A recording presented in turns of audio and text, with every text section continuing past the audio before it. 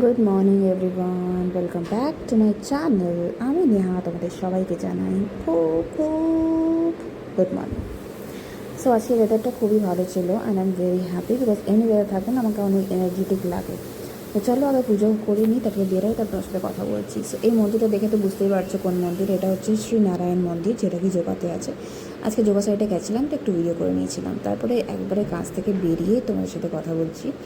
So এটা হচ্ছে Gariahat market. এখন আজকে এইদিকে নামিয়েছে, তো তাই ওইদিকে পার হচ্ছিলাম, নিয়ে এবার যাবো অটো স্ট্যান্ড অবধি, তারপর ওখান থেকে অটো নিয়ে রামলাল বাজার যাবো।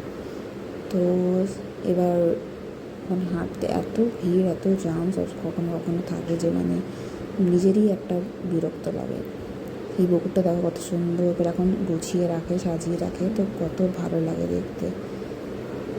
আর একটা টাইমে এত গন্দা করে রাখতো। যাই হোক, চলো আগে বাড়ি ফিরি, একটা সারপ্রাইজ আছে।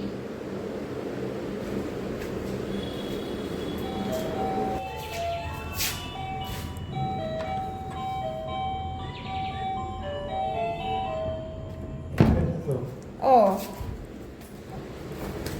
ভাবলাম খোলা নেই। তো এখানে ঘুমাচ্ছ কেন? বিছনা নেই নাকি? ইয়েস।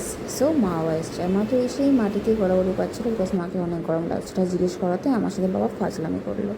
তো চলো ডিনার করে নিই অ্যান্ড দেন এবার ঘুমাবো। এবার অনেক এদের সাথে একটু কথা বলি, তোমাদের সাথে তো ডেলি কথা বলি। তো চলো, good night, take care, bye bye. আজকে বাই দ্য ওয়ে ডিনারে আছে বেগুন ভাজা আর রুটি। সো চলো, let's enjoy, happy Saturday and কালকের জন্য happy Sunday. Tata, bye by.